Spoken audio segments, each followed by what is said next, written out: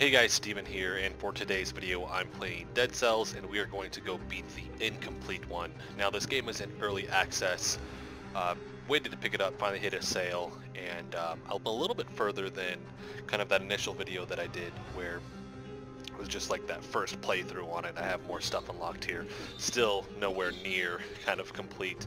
And it takes a while to build up some of this stuff so that you can face these harder bosses and all of that. But if you don't know the game, I mean, essentially you'll get so far in the game and you die and you always start back over, but you unlock more and more stuff as you play the game.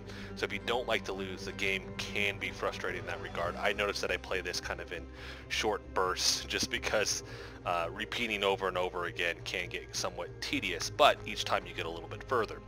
So I'm just going to kind of give you my tips for beating the Incomplete One, which is one of the first bosses that you hit.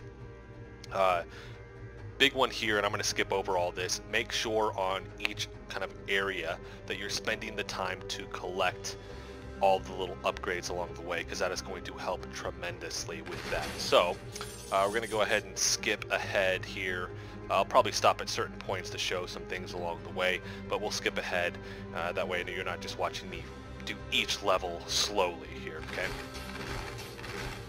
Alright guys, so one of the first things when you go through the first kind of level and you're going to the second part here, one of the first things you're going to do with mutations, in my personal opinion, is get that save you once if you meet a premature end, just because when you come up against the Incomplete One, it just helps if you have that extra life in there, just because you're not going to really get any of the recovered 2 health or anything like that because you're not killing the enemy yet. So that's going to come in handy for that. That's usually the first one that I choose, and then try not to die obviously and use that up before you get there.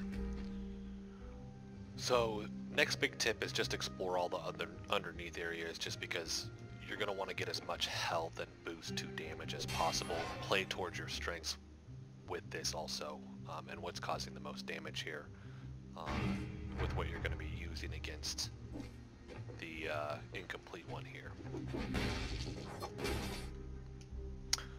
Alright guys, so we're actually about to go fight the Incomplete One. So I went with tactics on this, just 54% cooldown delay, just because I'm going to be using these skills quite frequently.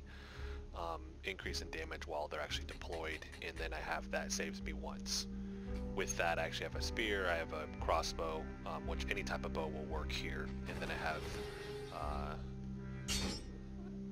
the fire grenade, which the big thing here is causes all arrows to fall from victims, so that reloads faster. And then the projectile. Either a trap or a projectile is huge when facing him. That's kind of my big tip there. Projectile being better. If you have 2 projectiles too, it just knocks health down, because I can run basically while those do the damage. And I just missed my health. Just noticed that. Well, here we go.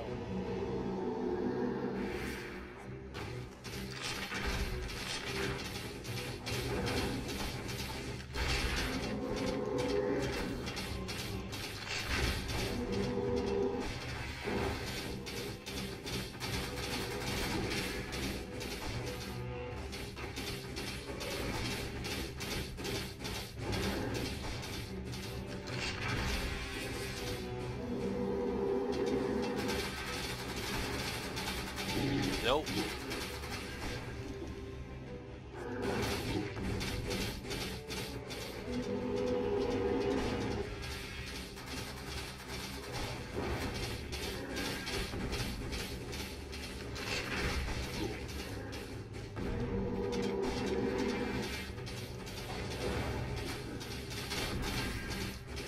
So, as you can see, the projectile just kind of doing the work for me, and then I can just focus on dodging,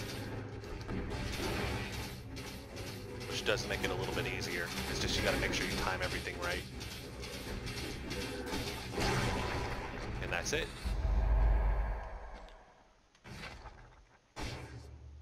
Melee, there we go. And then you get a whole bunch of cool stuff with this. Blueprints and then a bunch of gold, basically.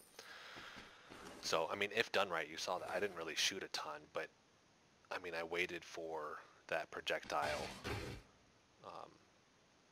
secondary skill, and then I really wanted those kind of mutations that played into that for me. So hopefully this helps anybody. Working on that timing is also key.